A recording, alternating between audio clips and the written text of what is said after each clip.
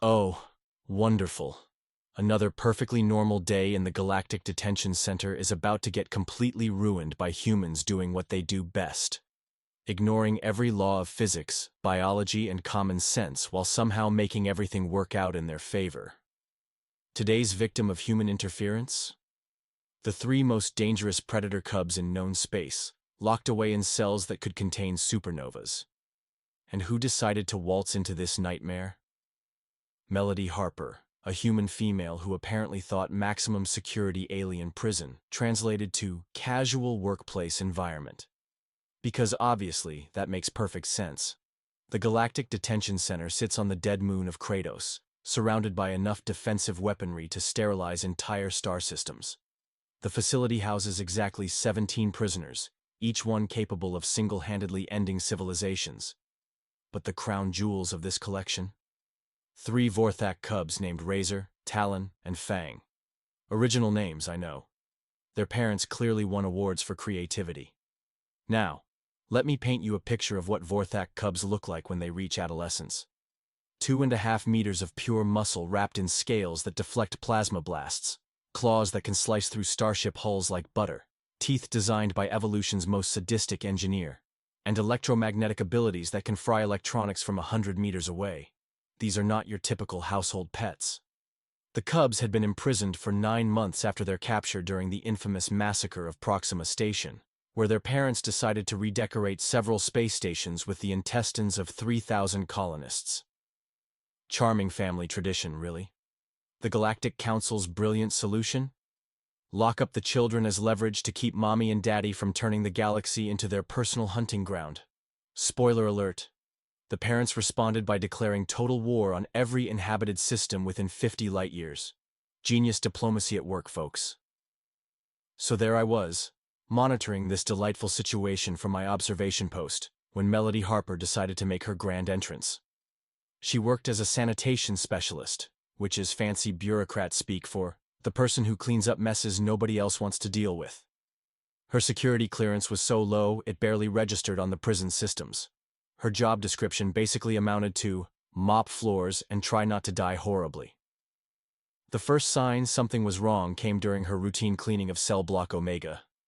Standard protocol required all prisoners to be sedated, restrained, and monitored by armed guards during maintenance. The cubs were supposed to be unconscious, locked behind energy barriers that could stop a charging battlecruiser. Melody took one look at the protocol manual and apparently decided it was more of a gentle suggestion than an actual safety requirement. "Morning, boys," she announced cheerfully as she wheeled her cleaning cart into Razor's cell. "Hope you don't mind the company. This place is getting absolutely disgusting, and nobody should have to live in their own filth." Razor, the largest of the cubs, opened one massive eye and stared at this tiny human female who had just walked into his cage like she owned the place. In 9 months of captivity, no prison staff had ever spoken to him directly. They communicated through intercoms, treating him like a dangerous object rather than a living being. "You can understand galactic standard, right?" Melody continued, apparently interpreting his confused stare as polite interest. "Good. Makes this whole thing less awkward. I hate one-sided conversations." She began mopping the cell floor with practiced efficiency, humming some irritating human tune while she worked. Razor watched with the kind of fascination usually reserved for witnessing impossible phenomena. This small, fragile creature was moving around his personal space without fear, treating him like, well, like a person. "You know," Melody said conversationally, scrubbing at a particularly stubborn stain, "this containment system is pretty impressive. Energy barriers, sedation protocols, automated defense turrets. Someone really went all out to make sure you couldn't cause trouble." She paused to examine the barrier controls with obvious interest. "Of course, the whole setup runs on a centralized power grid. Single point of failure, if you ask me. Not very smart when you're trying to contain beings who can manipulate electromagnetic fields." Razor's second eye snapped open. This human was discussing the weaknesses in his prison, with him, while cleaning his cell. Either she was the galaxy's most incompetent janitorial staff, or something much more interesting was happening. But hey, Melody added with a casual shrug, I'm sure the engineers thought of that. They probably have backup systems and redundancies and all sorts of clever safeguards, right? Moving to Talon's cell next, she greeted the second cub with the same cheerful politeness. Talon, smaller but considerably more aggressive than his brother, initially tried the traditional intimidation approach, growling, snarling, displaying his impressive arsenal of natural weapons. Melody's response? She offered him half of her lunch sandwich. Easy there, tough guy. You're probably hungry. When was the last time anyone gave you actual food instead of those horrible nutrient paste dispensers? The question hit like a plasma cannon blast to the emotional center. When had anyone last treated them like beings with preferences rather than biological specimens to be maintained? Prison rations were calculated for survival, delivered through automated systems that couldn't care less about taste, comfort, or dignity. Talon accepted the sandwich with obvious suspicion, but his scaled features showed something that hadn't been there before: gratitude. Someone had voluntarily shared food with him. Not as a reward for good behavior, but simply because he looked hungry. Fang, the smallest and most intelligent of the three, observed Melody's approach to his cell with calculating interest. Unlike his brothers, he had never attempted brute force escapes. He studied patterns, learned routines, waited for opportunities. Hello, Fang, Melody said gently. You're the thinker of the group, aren't you? I can see those wheels turning in your head, always planning something. Fang's scales shifted to a darker shade, indicating surprise. This human knew his name, recognized him as an individual rather than Specimen C. After 9 months of being treated as interchangeable prison inventory, the acknowledgement was overwhelming. The thing about good plans, Melody continued while working, is they require accurate information, and maybe some friends who understand what you're trying to accomplish, and possibly a few tools that might have been accidentally left behind by careless maintenance workers. Over the following weeks, Melody's visits became the highlight of the cubs' existence. She brought news from outside their cells, shared stories about human culture, and treated them with a respect they had almost forgotten existed. She also brought equipment. Nothing obvious or suspicious, of course. Just maintenance tools that happened to be left behind. Diagnostic tablets that somehow remained functional after she departed. Power couplings that might prove useful to someone with technical knowledge. Oops, she said one day, leaving a scanner beside Fang's energy barrier. I keep misplacing my gear. Hopefully nothing important is stored on that device, like detailed schematics of the prison's security systems, guard rotation schedules, or emergency evacuation procedures. Fang stared at the device, understanding immediately what Melody was offering. Information. The keys to their cage, wrapped in plausible deniability, and delivered with a wink. But why? Why was this human risking her life to help 3 of the galaxy's most dangerous predators escape from maximum security imprisonment? The answer came during one of Melody's conversations with Razor about Vorthak family structures. She asked thoughtful questions about their homeworld, their hunting traditions, their cultural values regarding pack bonds. She listened to his answers with genuine interest, treating his species' history as valuable knowledge rather than irrelevant trivia. Your parents must be going insane, she said quietly. The council doesn't understand what they've done, does it? Taking cubs from their pack isn't just imprisonment. It's an attack on everything your people consider sacred. Razor's emotional control finally shattered. For 9 months, he had maintained the stoic dignity expected of a Vorthak warrior, even in captivity. But faced with someone who actually comprehended the depth of what had been stolen from them, he broke down completely. Melody sat beside him while he grieved, her small human hand resting gently on his massive scaled forearm. She didn't offer empty comfort or false promises. She simply stayed with him while he processed the pain that had been building for months. When his composure returned, Razor looked at her with new understanding. You are different from other humans. Most of us are different from the Council's propaganda, Melody replied softly. We just don't always get the chance to prove it. The cubs began coordinating their escape efforts for the first time since capture. Fang analyzed security systems using Melody's accidentally abandoned equipment. Talon tested structural weaknesses in their containment cells, Razor planned the tactical execution that would free all three simultaneously. They shared their progress with Melody through coded conversations that wouldn't trigger the facility's monitoring systems. She provided suggestions, identified potential problems, and supplied additional resources whenever possible. "There's a maintenance shaft that connects to the main power distribution hub," she mentioned casually while mopping Talon's cell. "Probably heavily guarded, but it would be unfortunate if someone caused a systematic power failure during the next shift change." The cubs exchanged meaningful glances. Melody wasn't just helping them escape. She was teaching them strategic thinking, planning for consequences beyond immediate freedom. 3 weeks later, everything came together in the most beautiful display of coordinated mayhem the galaxy had ever witnessed. The escape began at exactly midnight, during the brief window between guard rotations that Melody had carefully mapped. Fang's electromagnetic pulse disabled the primary containment systems, while Talon's enhanced strength shattered the weakened barrier projectors. Razor coordinated their breakout with military precision, leading his brothers through corridors Melody had shown them on stolen schematics. The prison's automated systems registered the breach within seconds, but the cubs were already moving through blind spots in the surveillance network.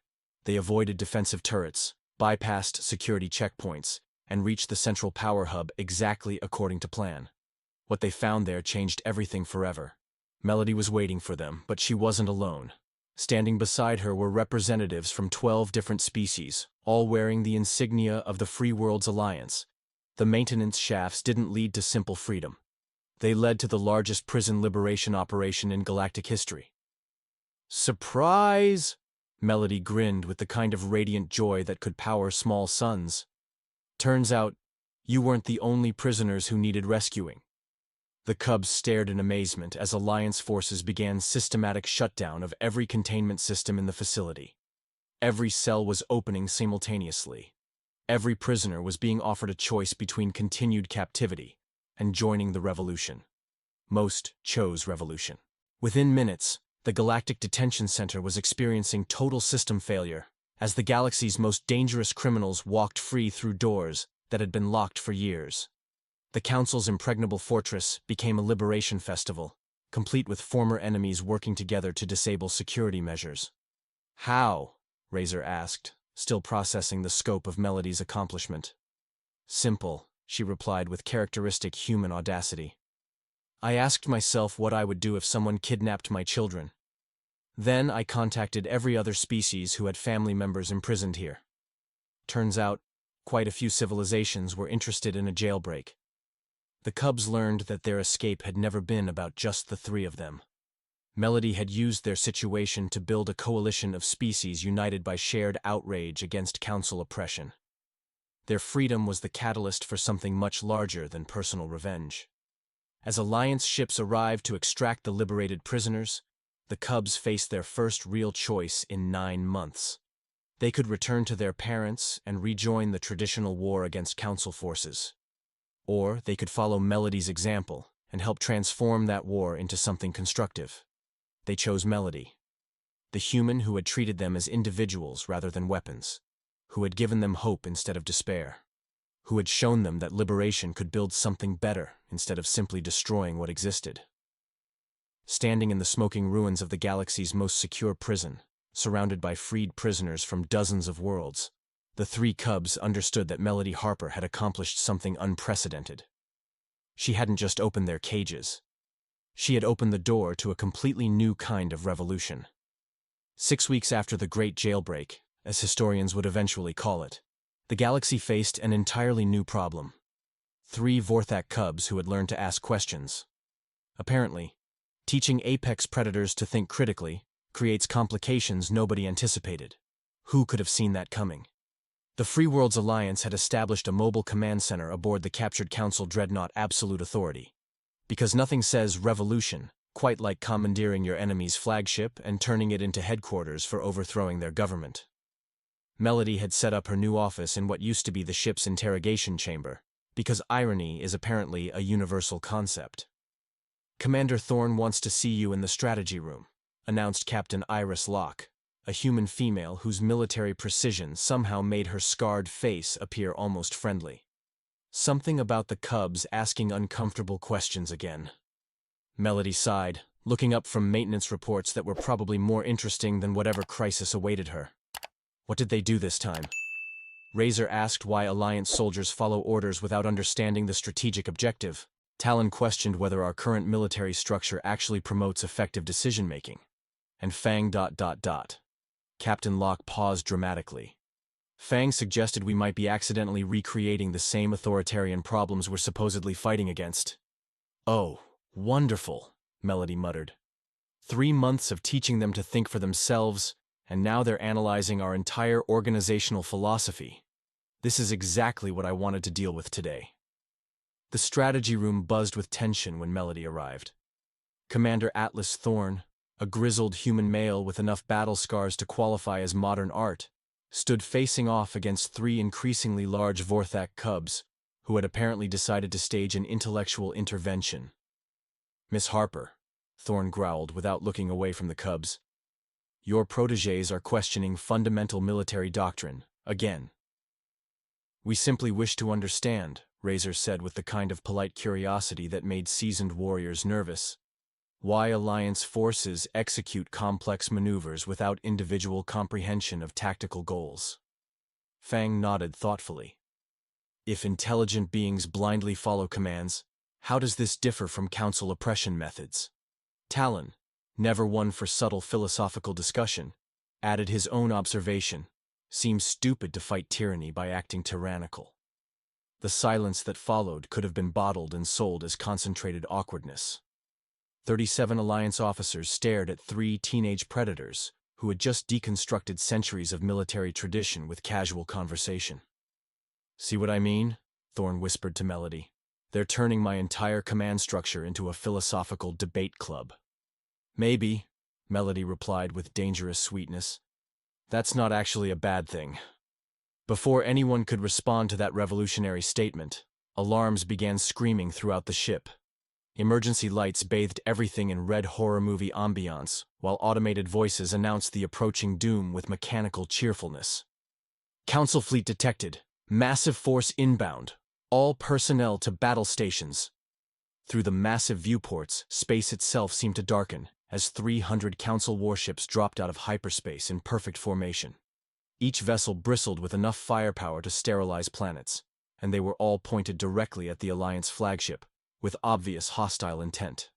"Fleet Admiral Corvin himself," Captain Locke observed, studying sensor readouts with professional detachment. "Commanding the Council's entire 8th Fleet, they really want their prisoners back." Commander Thorn immediately began issuing orders with the kind of crisp efficiency that had kept him alive through 40 years of warfare.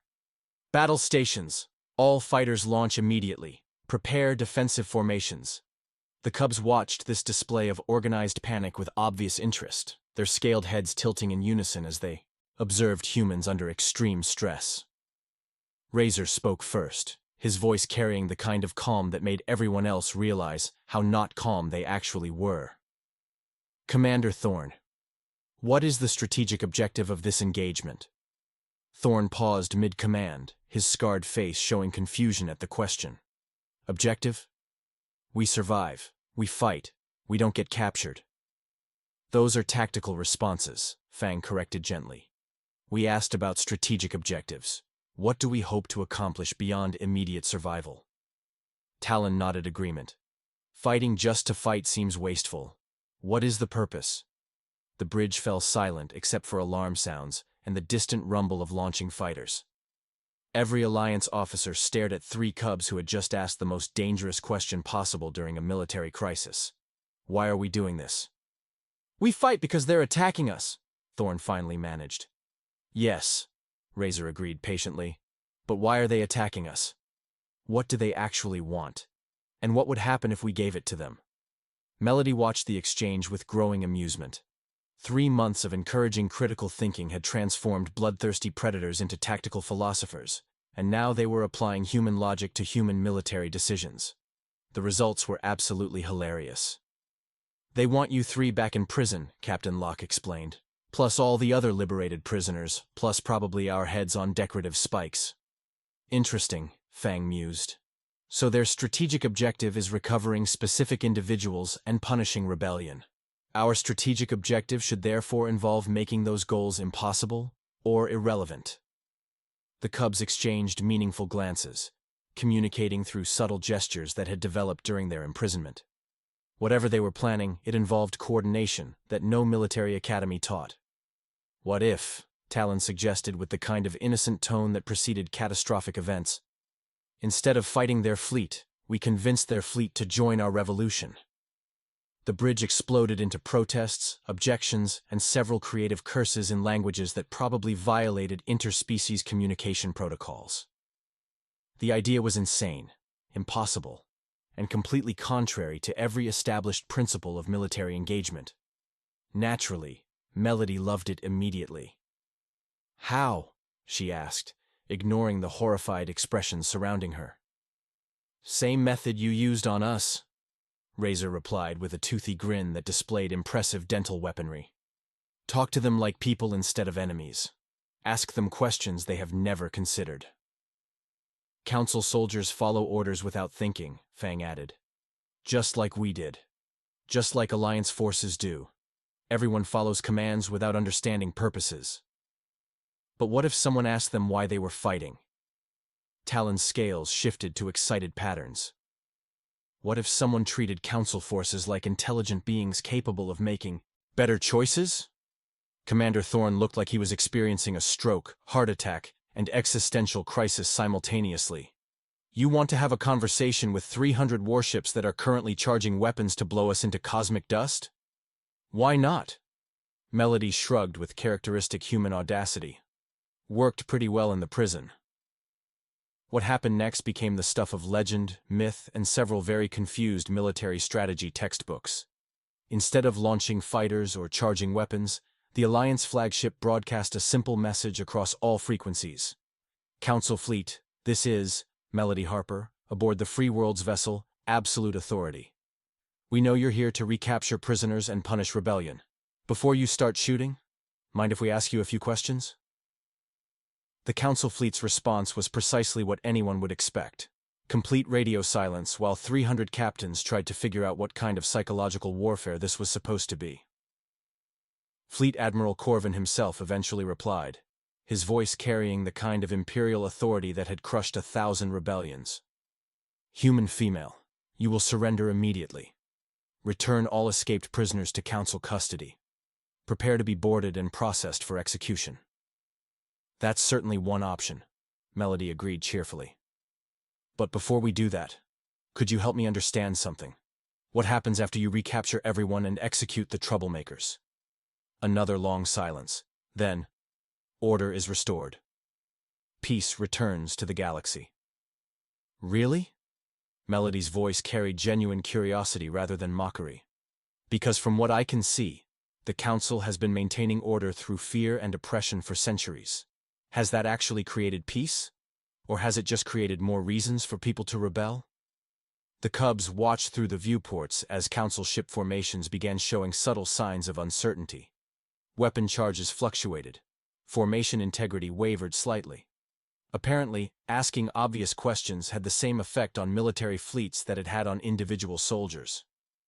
"You speak sedition," Admiral Corvin replied, but his voice had lost some of its earlier confidence. "I speak curiosity," Melody corrected. "I'm genuinely interested in understanding your perspective. You've spent your entire career following Council orders. Do you personally believe that imprisoning children makes the galaxy safer?" That question hit like an antimatter torpedo to the philosophical center.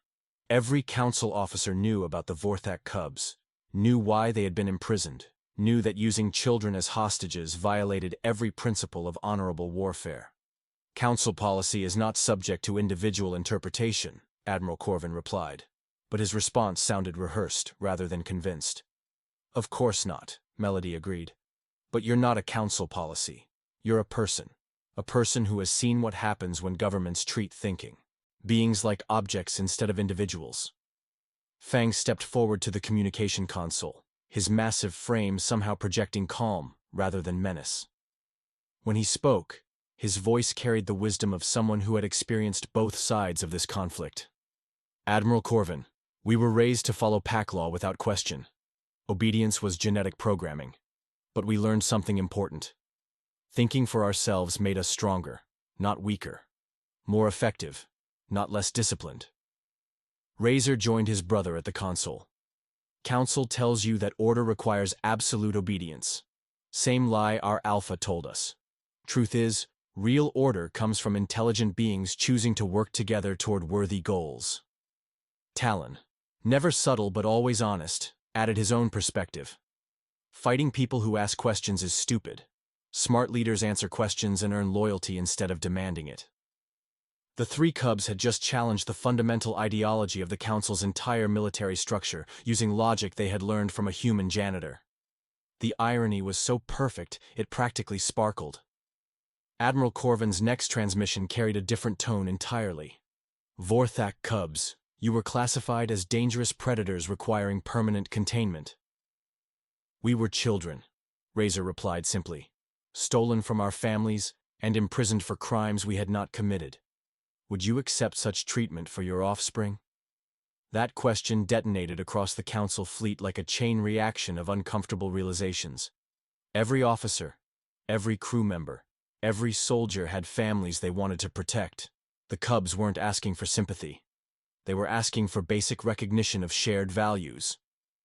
Council doctrine requires... Admiral Corvin began, then stopped mid-sentence. What do you require? Fang asked gently. Not the Council. You. What do you personally need to feel like you are serving a worthy cause? The communication channel fell silent for several minutes. When Admiral Corvin spoke again, his voice carried the weight of decades spent following orders without examining their purpose. I require evidence that my service protects innocent beings, rather than oppressing them. Melody smiled with the kind of radiant joy that could illuminate small solar systems. Admiral, would you be interested in seeing what we have accomplished since the liberation? Not through propaganda or official reports, through direct observation of former prisoners who chose cooperation over revenge.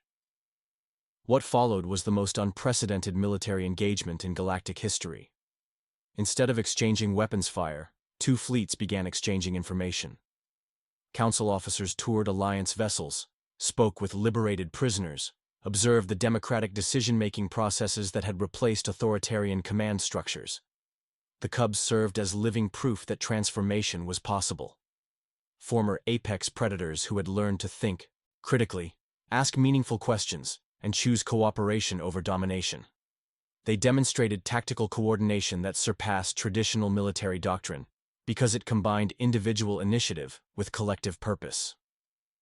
Admiral Corvin spent 3 hours in conversation with Melody, the cubs, and various former prisoners, who had every reason to hate Council forces, but chose forgiveness instead.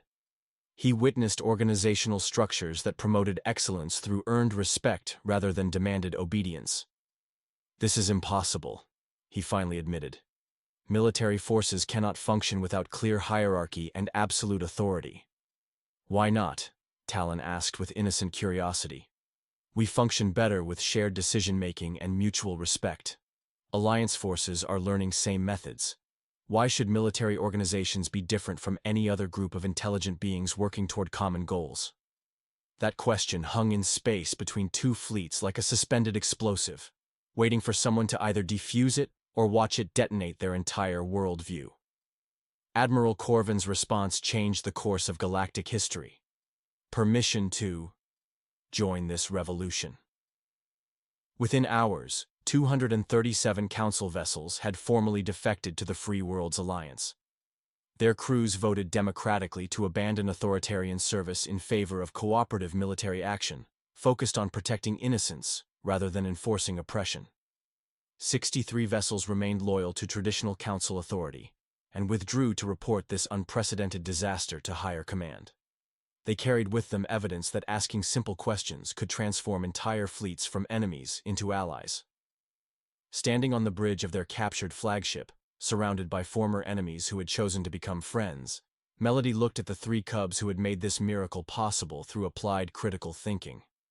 So, she said conversationally, how does it feel to accidentally revolutionize galactic military doctrine? Educational, Razor replied with a grin that displayed impressive dental weaponry. Also terrifying. Also, right. We learned important lesson, Fang added thoughtfully. Questions are more powerful than weapons. Understanding creates stronger bonds than fear. Talon, characteristically direct, summarized the entire experience. Talking works better than fighting. Who knew? The cubs had roared for blood when they were imprisoned predators following genetic programming. But when a human whispered questions that encouraged them to think, choose, and grow, they chose something better than violence. They chose wisdom. They chose cooperation. They chose to transform enemies into allies through the simple revolutionary act of treating everyone like intelligent beings capable of making better decisions. And the galaxy would never be the same again, because 3 former monsters had learned that the most dangerous weapon in the universe was not claws or teeth or electromagnetic abilities. It was the courage to ask why and the wisdom to listen to the answers. The revolution had begun with a human janitor asking predator cubs to think for themselves. It would end with the transformation of galactic civilization from authoritarian oppression to cooperative democracy, one conversation at a time. 3 months later, the ripple effects had spread beyond anyone's wildest calculations. The Galactic Council found themselves facing defections across 17 sectors, as their own military forces began asking uncomfortable questions about the actual purpose of their orders. Entire star systems declared independence, not through violence, but through coordinated refusal to participate in oppressive governance. The cubs had become inadvertent celebrities, traveling throughout Alliance territory to demonstrate their revolutionary approach to conflict resolution. They spoke at military academies, diplomatic conferences, and civilian gatherings, sharing the simple but devastating truth that thinking for oneself made everyone stronger. We receive many requests for violence, Razor reported during one of their regular briefings with Melody. Former enemies wish us to destroy their oppressors using our natural abilities. And? Melody asked, though she already suspected the answer. We decline, Fang replied with obvious pride. Violence creates more violence. Questions create understanding. Understanding creates lasting solutions. Talon nodded agreement, his scales shifting to thoughtful patterns. Much more satisfying to watch tyrants realize their own foolishness than to simply eliminate them. Admiral Corvin, now serving as strategic coordinator for democratic military operations, approached their discussion with news that would reshape galactic politics forever. The Council has formally requested negotiations. They want to discuss transition from authoritarian rule to representative government. The irony was absolutely perfect. The same government that had imprisoned children to maintain control now wanted to learn democratic principles from those same children who had grown into philosophical revolutionaries. Will they listen? Melody wondered aloud. Everyone listens eventually, Razor observed with the wisdom of someone who had experienced both sides of power dynamics. Some just need more questions before they start thinking. The testing of that theory came sooner than expected. A desperate transmission arrived from the Outer Rim territories, where the savage clans had emerged from the void between galaxies with technology that made council weapons look like primitive tools. These beings had perfected the art of consuming entire civilizations, leaving nothing but empty space where thriving worlds once existed. Traditional military response has failed completely, reported Captain Nova Sterling, a human female whose haunted expression told the story of battles that couldn't be won through conventional warfare. The savage clans don't communicate, they don't negotiate, they simply consume everything in their path. The cubs exchanged those meaningful glances that had become their trademark before making decisions that would reshape galactic history. Talon spoke first, his voice carrying the calm confidence of someone who had learned that impossible problems often had surprisingly simple solutions. Have you tried asking them what they actually want? Captain Sterling blinked in confusion. What they want? They want to devour our entire civilization. That seems fairly obvious. Why? Fang pressed gently. Consumption requires enormous energy expenditure. What purpose does this serve? What problem are they trying to solve? Razor nodded thoughtfully. Perhaps they consume civilizations because they believe it necessary for survival. Perhaps they have never been offered alternatives. The bridge fell silent as everyone processed the implications. 3 former apex predators were suggesting that the galaxy's newest existential threat might simply be suffering from poor communication and limited options. "You want to have a conversation with beings who eat planets?" Admiral Corvin asked, his voice carrying the kind of disbelief reserved for witnessing laws of physics being casually violated. "Worked on council fleets," Melody pointed out with dangerous cheerfulness. "Worked on prison systems. Worked on authoritarian governments. Why not ancient cosmic devourers?" What happened next became known as the Miracle of the Outer Rim, though historians would argue for centuries about whether miracle was the right word.